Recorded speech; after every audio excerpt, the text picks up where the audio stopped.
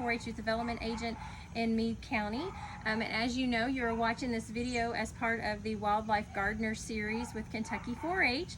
And just a reminder, we are part of the University of Kentucky Cooperative Extension Service, which is part of the College of Ag, Food, and Environment. So today I'm going to be talking to you about 2 housing options that will help bring some friendly creatures to your garden that will help take care of the insects and things that maybe perhaps you don't want in your garden. So the first thing that we're going to make today is a toad abode. And you have already learned about the difference between toads and frogs. So what we are building a home for today is a toad. So what you're going to need is a 10-inch terracotta pot. You can either paint your pot, so you're going to need some paint and some paint brushes. And then I just happen to have some of these colorful little globs, stone globs, glass globs, that you can use to glue on as well. And of course you're going to need some sort of glue. So I had a friend of mine help me out today, and she made her toad abode.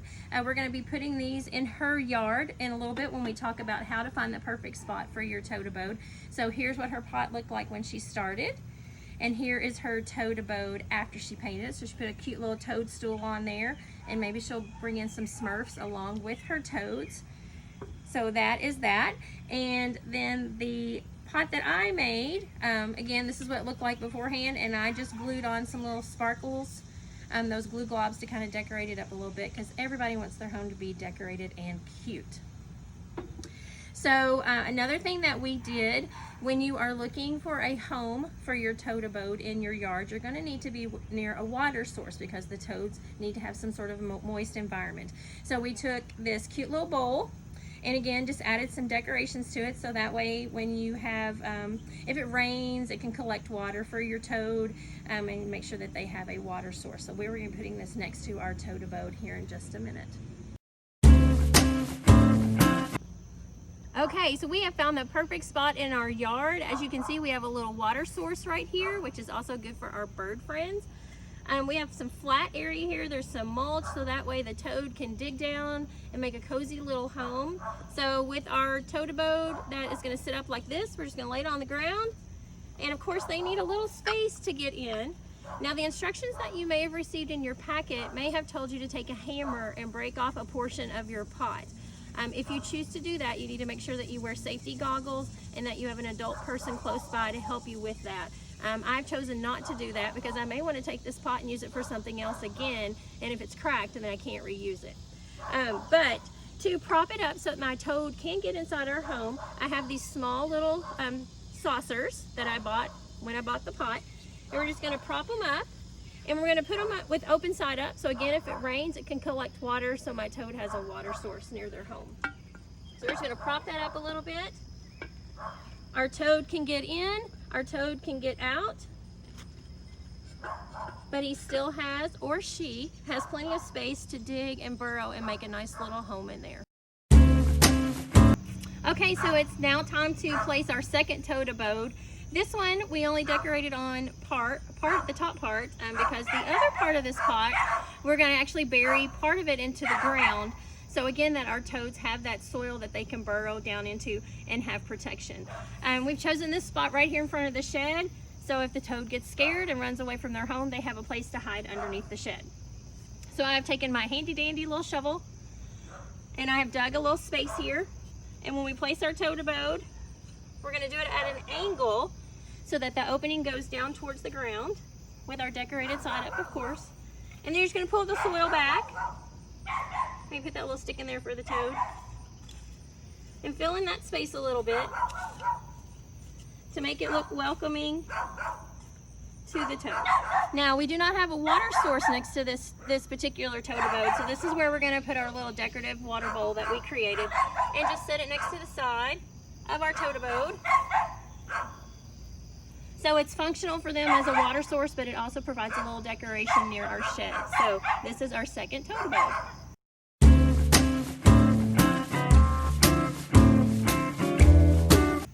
Hi 4-H friends, this is Dina Reed. I am the 4-H Youth Development Agent in Meade County, and of course you guys know 4-H is part of the Kentucky Cooperative Extension Service.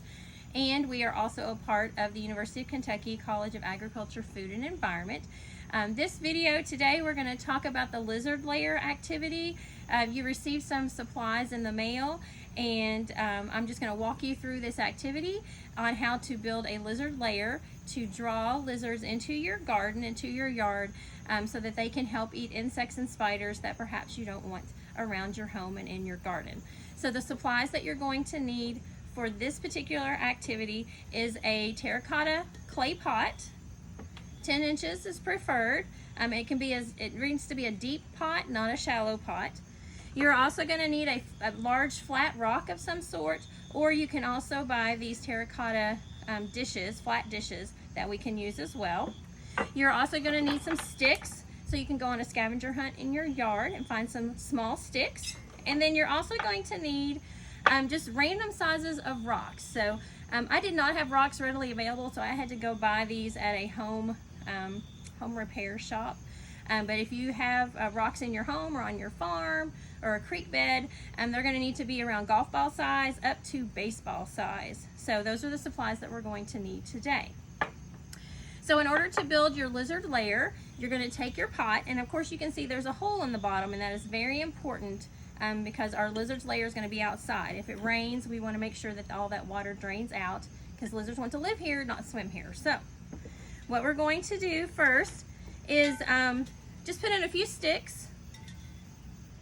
And the reason we are using sticks is to help the rocks have a little bit of crevice between them so that our lizard can slide in and out of the rocks.